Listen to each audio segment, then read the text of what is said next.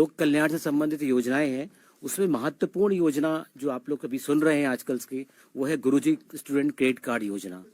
ये अपने आप में एक नई तरह की योजना है जो कि पहले 2 राज्यों में प्रारंभ किया गया था, पश्चिम बंगाल और बिहार में। लेकिन हम लोगों ने उन दोनों को स्टडी करके और जो भी जो गैप्स थे उसको ध्यान में रख करके हम लोगों ने झारखंड के लिए स्कीम को तैयार किया है। इस स्कीम के तहत में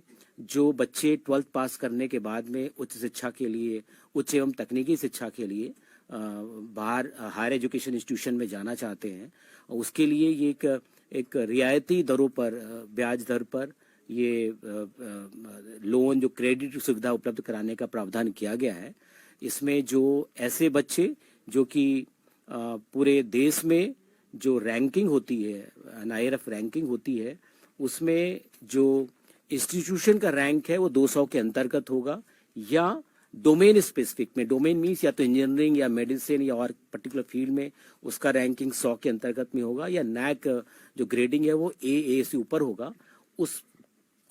इंस्टीट्यूशन में जो बच्चे एडमिशन लेंगे उनके लिए ये स्कीम रहेगा। इसमें 15 लाख रुपए तक का लोन देने का प्रावधान है, जो कि बैंकों के माध्यम से जो ये सुविधा उपलब्ध कराई जाएगी। जो खास बात है कि जो स्टूडेंट है उनको ये सुविधा 4% सिंपल इंटरेस्ट रेट पर ये सुविधा उपलब्ध होगी, और उनकी जो पढ़ाई के दौरान 3 या 4 साल का जो प्रोग्राम होगा उसमें उनको पैसा नहीं देना है, उनको रिकवरी EMI स्टार्ट नहीं होगी। जब उनका कोर्स पूरा हो जाएगा उसके बाद से उनको ये जो मंथली इंस्टॉलमेंट उनका स्टार्ट होगा। और जैसे कि मैंने पहले बताया कि नॉर्मल जो इंटरेस्ट रेट होता है लोन में वो 10 से 11% के आसपास का होता है, परंतु इसमें 4% सिंपल ब्याज दर पर ये सुविधा उपलब्ध कराई जाएगी। इसमें इंस्टीट्यूशनल फीस जो होती है इंस्टीट्यूशन की वो तो शामिल रहेगी, प्लस के साथ जो नॉन इंस्टीट्यूशनल एक्सपेंडिचर होते हैं, जो लिविंग एक्सपेंडिचर होते हैं, उसका भी क्वांटम शामिल है।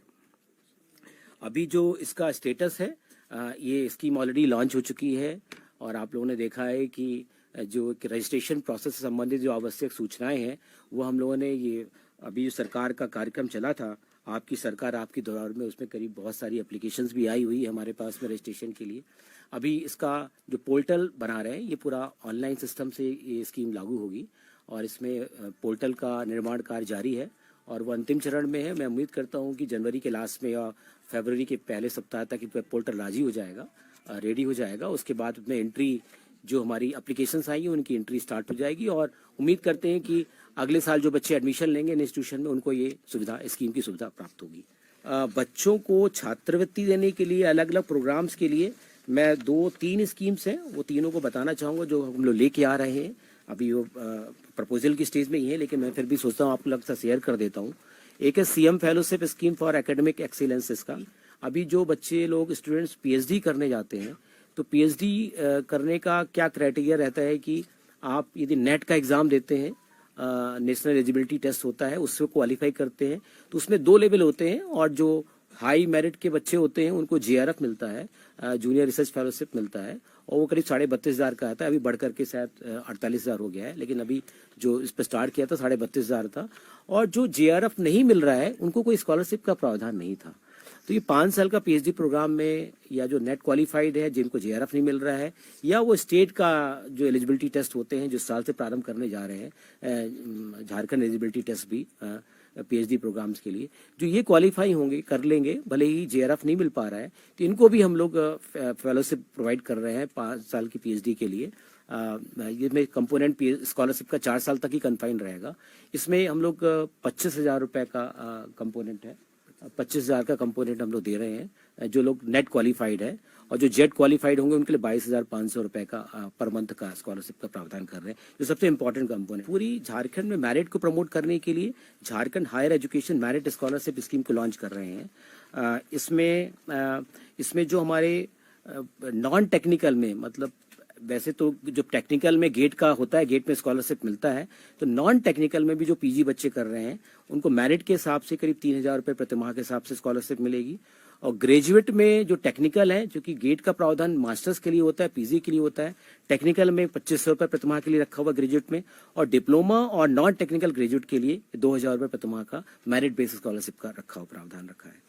एक है कि गर्ल्स एजुकेशन को टेक्निकल क्षेत्र में, तकनीकी शिक्षा के क्षेत्र में प्रोत्साहित करने के लिए स्कॉलरशिप ये डिज़ाइन किया जा गया है कि जिसमें 15,000 रुपये प्रति साल जो डिप्लोमा होल्डर में लड़कियां एडमिशन लेंगी उनको मिलेगा, और जो इंजीनियरिंग डिग्री के लिए जो लड़कियां या और भी टेक्निकल जो ग्रेजुएट लेवल के कोर्सेज टेक्निकल कोर्सेज हैं उसके लिए 30,000 रुपये प्रति वार्षिक ये सुविधा उनको मिलेगी।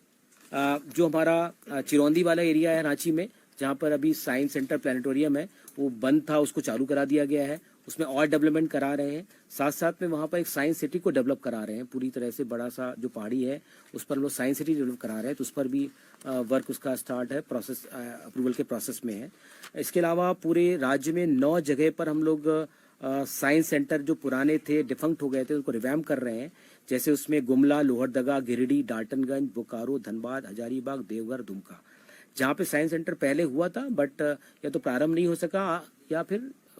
उसमें कुछ प्रॉब्लम्स आ गई। अभी उसको पूरी तरह से रीस्ट्रक्चर कर रहे हैं और मुझे उम्मीद है कि 1 साल के अंदर में ये 9 जगह पर साइंस सेंटर हमारा डेवलप हो जाएगा और ताकि बच्चों को उसका फायदा मिलेगा। 2 मोबाइल साइंस बसेस चल रही हैं इस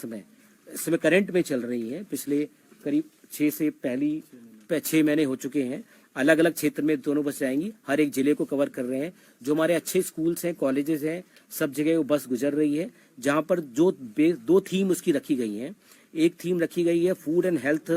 पर रखा गया, दूसरा है मशीन्स इन डेली लाइफ। इन दोनों के बारे में बच्चों को जानकारियां देना है, उसके एग्जिबिट्स हैं उसको दिखाना है, बच्चों के अंदर में साइंटिफिक टेम्पर कैसे डेवलप हो, विकसित हो सके, उसके बारे में जानकारी हो। तो इसका रिस्पांस बहुत अच्छा जा रहा है। तो हम लोग हो सकता है कि नेक्स्ट फाइनेंशियल में कुछ और बसेस इस तरह करें ताकि मोबाइल रहेगा, गांव-गांव तक जाएगा, बच्चे जो नई चीजें हो रही हैं, नई टेक्निक्स हैं, उनसे फेमिलराइज होंगे। और एक इसका जो हमारे +2 कॉलेजेस हैं, हाई स्कूल्स हैं, जहाँ पे बच्चे बहुत प्रोत्साहित होते हैं तभी वो कॉलेज में आगे बढ़ते हैं, तो उन सब कॉलेजेस स्कूलों में ये बसेस जा करके बच्चों को शिक्षित कर रही हैं या उनको प्रेरित कर रही हैं, इनकरेज कर रही हैं, मैं सही वर्ड इस्तेमाल करूंगा। एक अभी नया बनाने जा रहे हैं नेतरहट में, हम लोग नेतरहट से ट्रॉपिक ऑफ लाइन जो है ट्रॉपिक ऑफ कैंसर पास करती है, तो उसको ध्यान में रख करके वहाँ पे एक एस्ट्रो पार्क है, वो हम लोग प्रपोज कर रहे हैं। एस्ट्रो पार्क के साथ साथ में वहाँ पे एक और क्या प्रपोज साइंस सेंटर है, डिजिटल प्लेनेटोरियम भी वहाँ पे नेतरहट में प्रपोज कर रहे हैं।